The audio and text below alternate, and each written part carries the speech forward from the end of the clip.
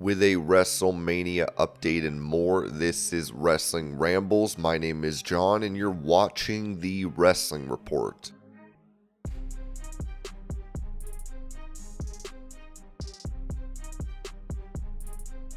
At a WWE live event, a fan would ask Tiffany Stratton to marry him.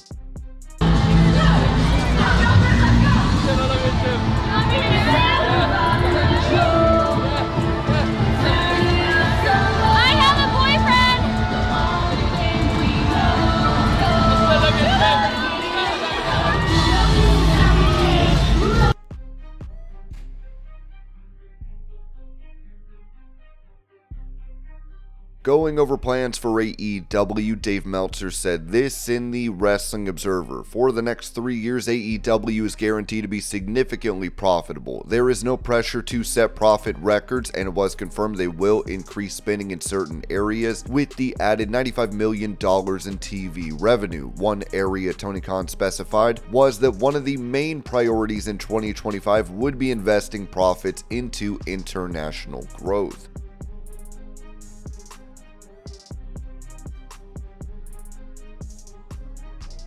When it comes to a contract expiring in TNA, Ringside News wrote that Jordynne Grace's TNA contract is nearing its expiration in January 2025, and she is not alone in this situation. According to Sean Ross Sapp on Fightful Select, while her original contract was set to end in the summer of 2025, it was amended, adjusting the expiration to January 2025. This change applies to her household as well, as Jonathan Gresham's TNA contract is also set to expire in 2025. Gresham, a former ROH World Champion, has worked with AEW and New Japan Pro Wrestling in the past. Sources reportedly said that Jonathan Gresham has made positive impressions within WWE during his career, though it is not yet clear whether WWE has any current interest in signing him. We will have to see if he lands on their radar.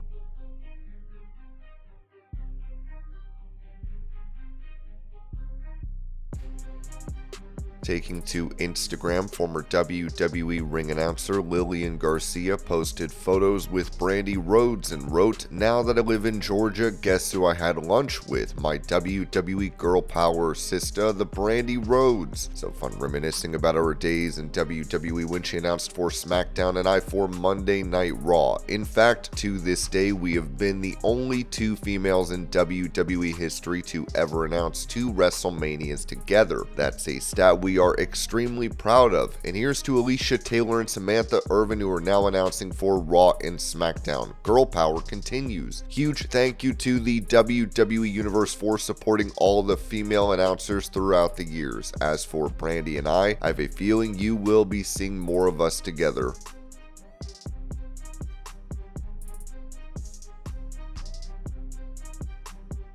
On X, Kevin Owens uploaded a video where he accused WWE of trying to silence him following his attack on Cody Rhodes at Bad Blood. Ever since Bad Blood, there's been a lot of questions about why I did what I did to Cody. There's been a lot of judgments too, a lot of people judging me for what I did. And as much as I'd love to explain myself, give my side of the story, and speak my mind, WWE has not allowed me to do that. They have done the opposite, actually. They've tried to shut me up, it seems, because they wouldn't let me come to SmackDown. They told me to stay home last Friday, even though I belong there. And when I showed up anyway, they cut my mic and did everything they could for me not to be able to talk. And then over the weekend, I sent them a video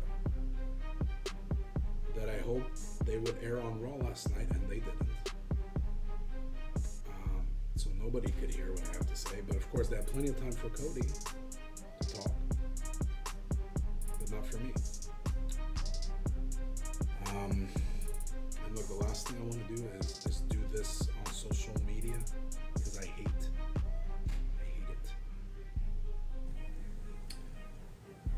So I'm giving them until Friday, this Friday on SmackDown, to air my video so that people could hear what I have to say. And if they don't, then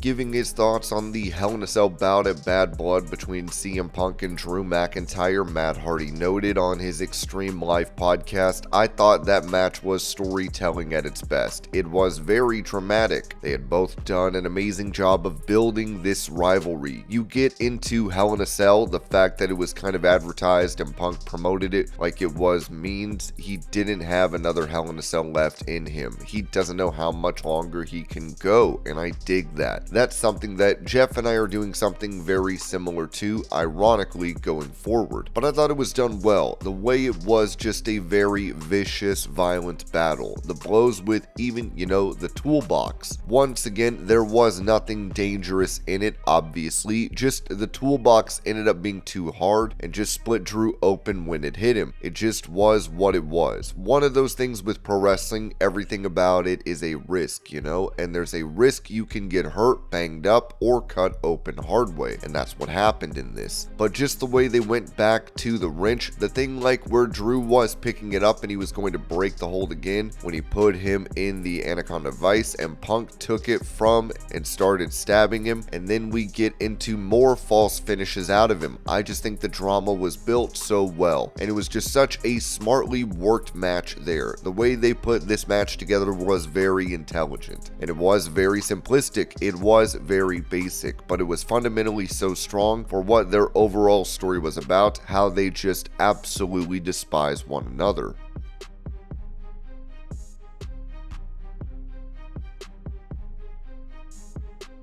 Talking about John Cena's retirement tour set for next year, Grayson Waller said this to Wide World of Sports. "I've had the opportunity to be in there with him on the microphone, but I've never had the opportunity to be tested by him in the ring, and I think that's what Cena does, test people. He's a measuring stick. You go against John Cena, you show that you belong. So many guys have gone in there and afterwards gone on to big things because they passed the test, and I want the hottest test, and I think that is it. If he's only here for one more year, I'm going to say whatever I have to say to make that happen. I'm going to say the meanest things possible, and I already know I have his attention. And I think it's time to double down and really show that I'm the kind of guy that you put in against Cena at the end."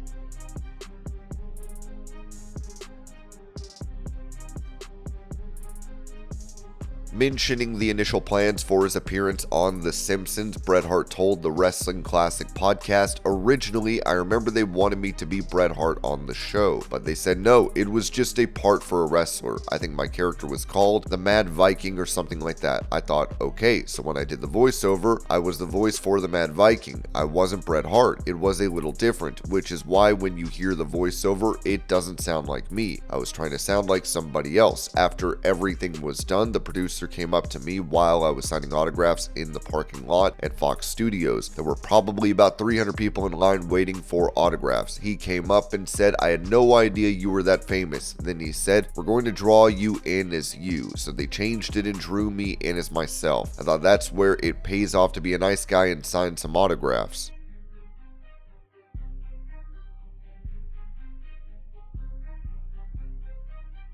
During that same interview, Bret Hart revealed how his return on Raw came about, saying, "Maybe 4 or 5 days ahead of time, I found out that they called and asked me if I wanted to go down. I thought, what else am I doing? But yeah, it was really special. I didn't expect that kind of reaction, and of course, it had been a long time since I walked out in front of a Calgary crowd."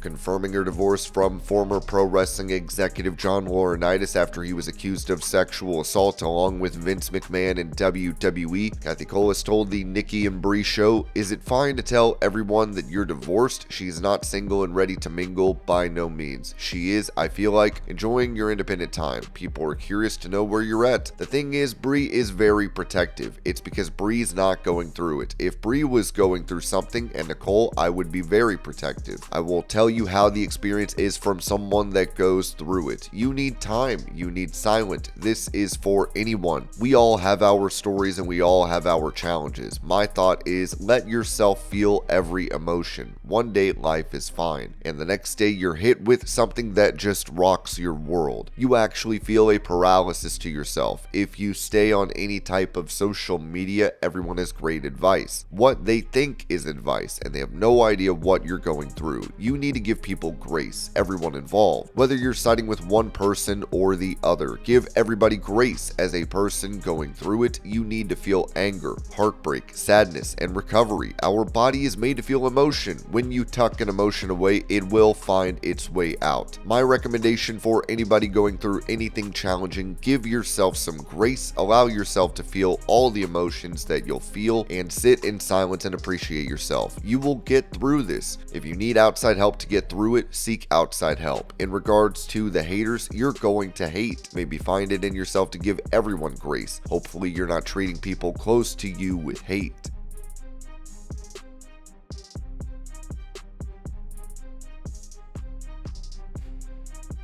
When it comes to how WWE feels about AJ Lee making a potential return to the company, WrestleVote said this on Backstage Pass with Bill Apter. It is a question I get quite a bit. As far as I know, WWE is totally on board for it. They would welcome it. She sits up the phone and says, "I'm in." They're going to say, "Yes, what took so long?" I would say the only two people that probably know that answer are AJ Lee and CM Punk, and whatever that answer may be is up to them. So we'll see.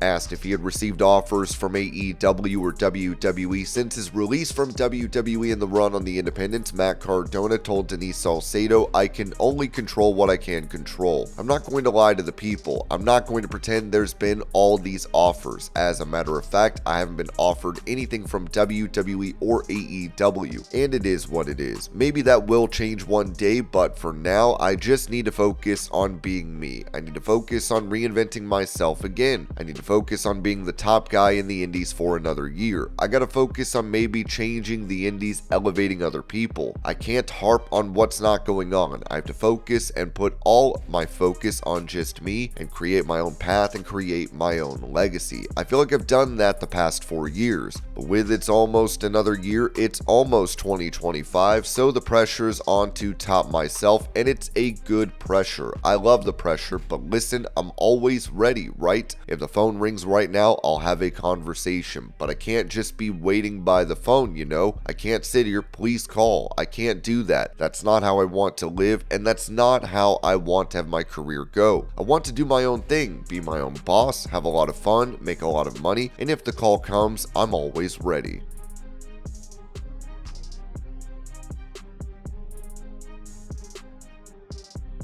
Talking on Logan Paul's podcast, Jelly Roll said this about having a run in WWE after making appearances for the company. "I'm telling you, I'm coming. I want to do it big. I caught the bug in a way that I've never caught a bug. I caught a bug so much, I think I'm going to buy a ring. It was awesome."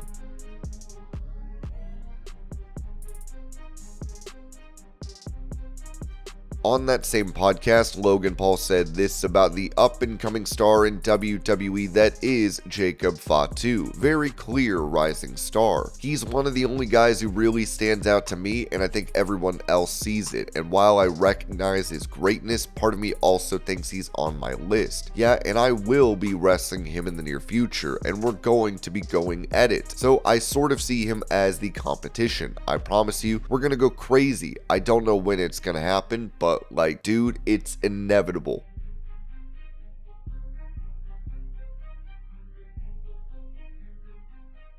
For a recap and update on The Rock's status for WrestleMania 41, Ringside News noted that The Rock returned at the end of the Bad Blood Premium Live event, and fans were convinced WWE had massive plans for the Great One heading into 2025. There's been a lot of speculation concerning his status for WrestleMania 41, and now we have some clarification in that regard. Not long after making his return, The Rock posted a video on Instagram delivering a passionate promo about the current state of WWE. In the clip, he teased significant changes on the horizon and threw some sharp remarks at both Cody Rhodes and John Cena, fueling excitement and speculation around his comeback even further. The Rock would then shut down rumors that he wouldn't be a part of WrestleMania 41, bringing relief to fans. Fans are still eagerly waiting to see if The Rock will appear during the Royal Rumble or WrestleMania season, though he's kept any potential plans under wraps. Dave Meltzer reported that as of last Thursday, The Rock hadn't been officially confirmed for the event. However, the decision ultimately rests with him, and WWE is aiming to have everything settled by the time the Royal Rumble approaches to ensure they can move forward with their plans. The situation remained unclear, and any confirmation could come at any time. I know he was not confirmed for the show as of Thursday, so if something changed, I'll find out. If he wants to do it, he's doing it. It's up to him, obviously. As long as it's confirmed by when it needs to be confirmed, it could be confirmed at any time. They want to know going into the Royal Rumble where they are going, and at that point, we'll see. But yeah, that's the deal. It was also reported that a triple threat match involving Roman Reigns, Cody Rhodes, and The Rock could happen at WrestleMania 41. During a live Q&A on Backstage Pass with Bill Apter and WrestleVotes, host Joe Lowry asked for an update on a WWE Legend's involvement at WrestleMania. According to Joe from WrestleVotes, the current plan is for a triple threat match at WrestleMania 41 featuring Cody Rhodes, Roman Reigns, and The Rock, as he doubled down on his previous report. He mentioned that all three are on board with the idea, and it could be the main event of WrestleMania Sunday next year.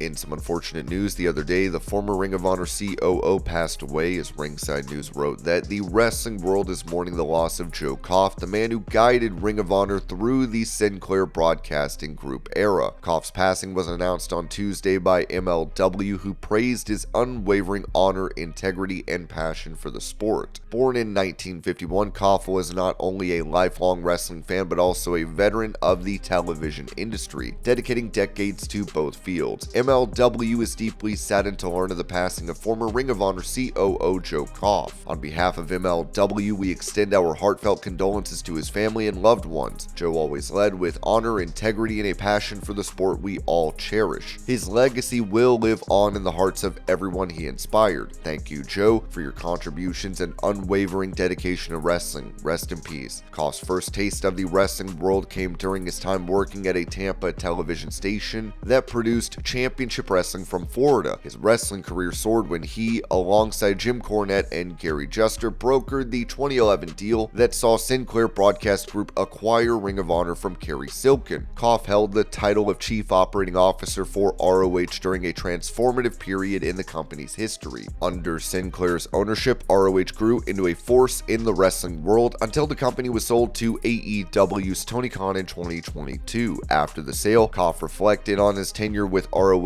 sharing a message of gratitude to the fans and the talent he worked with. As I look back on this amazing journey, there are so many people who joined this journey with me, our staff, our brilliant athletes that you will always know as Ring of Honor, our partners in production and distribution, our vendors, and most importantly, you, our fans. I want to thank you personally for your continuous support, belief in me and our product, what we could do, what we would do, what we did. It was the journey of a lifetime, and I thank you for sharing it with me. And this was your pro wrestling news update. I hope you're all having a great day. Thank you so much for watching, and I will see y'all later.